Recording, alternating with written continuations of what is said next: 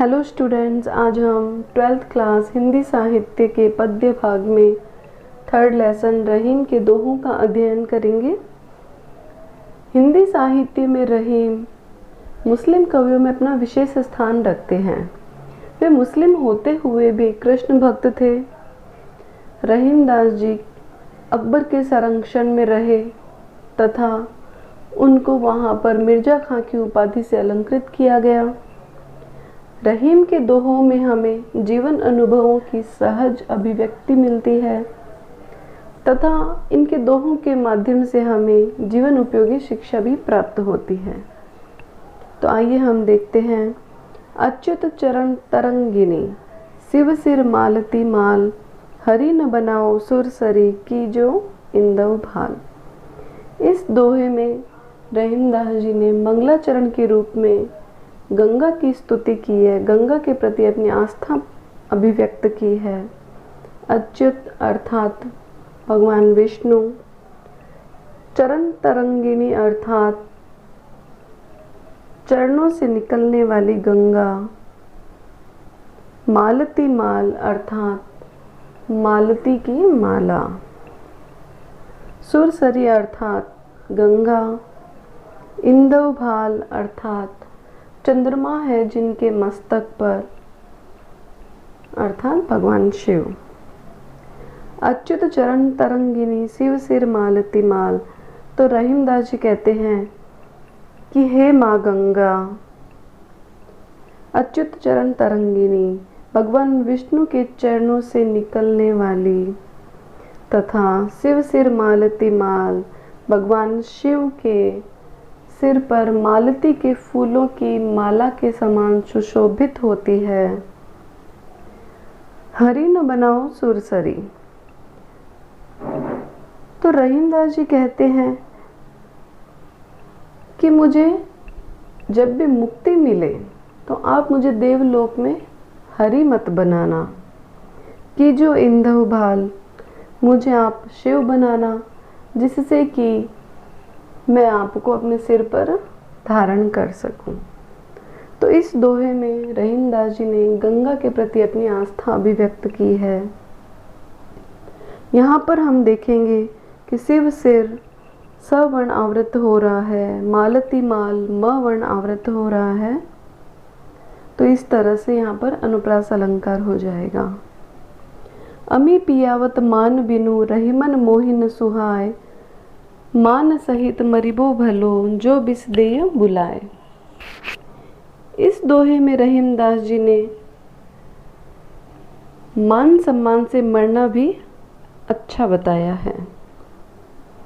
अमी अर्थात अमृत, सुहाय अर्थात अच्छा लगना, भलो अर्थात अच्छा, बिस अर्थात विष। तो रहीम दास जी कहते हैं कि अमी पियावत मान बिनु रहीमन मोहिन सुहाय, कि मुझे मान सम्मान के बिना बुलाकर अगर अमृत भी पिला दे तो यह मुझे अच्छा नहीं लगता। मान सहित मरिबो भलो जो बिस दे बुलाए, लेकिन अगर मान सम्मान से बुलाकर कोई मुझे विष भी पिला दे और इस मान सम्मान से मरना भी पड़े तो मुझे अच्छा लगेगा। देखेंगे इसमें हम देखेंगे कि मान सहित मरिबो भलो, म वर्ण आवृत हो रहा है तो अनुप्रास अलंकार हो जाएगा। कदली सीप भुजंग मुख स्वाति एक गुण तीन, जैसी संगति बैठिए तेसो ये फल दीन। इस दोहे में रहीम दास जी ने संगति का प्रभाव बताया है। कदली अर्थात केला, सीप अर्थात मोती, भुजंग अर्थात सांप, स्वाति एक नक्षत्र की बूंद होती है। तो रहीम दास जी कहते हैं कि कदली सीप भुजंग मुख स्वाति एक गुण तीन, कि स्वाति नक्षत्र की एक बूंद जब कदली के मुख में पड़ती है तो वो केला बन जाती है, सीप में गिरती है तो मोती बन जाती है और सांप के मुख में पड़ती है तो विष बन जाती है। तो इसी तरह से जैसे संगति बैठिए तैसो ही फल दीन, हम जिस तरह की संगति में रहेंगे वैसा ही हमें जो है फल प्राप्त होगा, अर्थात हम वैसा ही आचरण करने लगेंगे। तो यहाँ पर रहीमदास जी ने संगति का प्रभाव बताया है।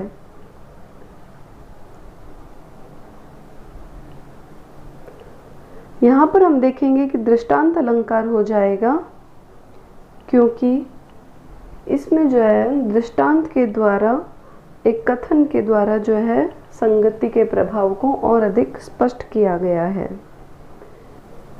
कही रहीम संपत्ति सगे, बनत बहुत बहुरीति, विपत्ति कसोटी जय कसे ते ही सांचे मीर। इस दोहे में रहीमदास जी ने सच्चे मित्र की विशेषता बताई है कि सच्चा मित्र वही होता है जो संकट के समय हमेशा साथ रहता है। सगे अर्थात संबंधी, मित्र, विपत्ति कसोटी अर्थात विपत्ति रूपी कसोटी, सांचे मीत अर्थात सच्चा मित्र। कही रहीम संपत्ति सगे, बनत बहुत बहुरीति। रहीमदास जी कहते हैं कि जब मनुष्य के पास धन दौलत होती है तो अनेकों लोग बार बार उसके पास आकर अपनी मित्रता और अपना संबंध बनाने की कोशिश करते हैं, लेकिन ये वे लोग होते हैं जो संकट के समय साथ छोड़कर चले जाते हैं। विपत्ति कसोटी जय कसेते ही सांचे मीत, लेकिन सच्चा मित्र वही है जो विपत्ति रूपी कसौटी पर खरा उतरता है, अर्थात संकट के समय वह छोड़कर नहीं जाता और हमेशा साथ रहता है। तो यहाँ पर हम देखेंगे कि बनत बहुत बहुरीति, ब वर्ण आवृत हो रहा है तो अनुप्रास अलंकार हो जाएगा।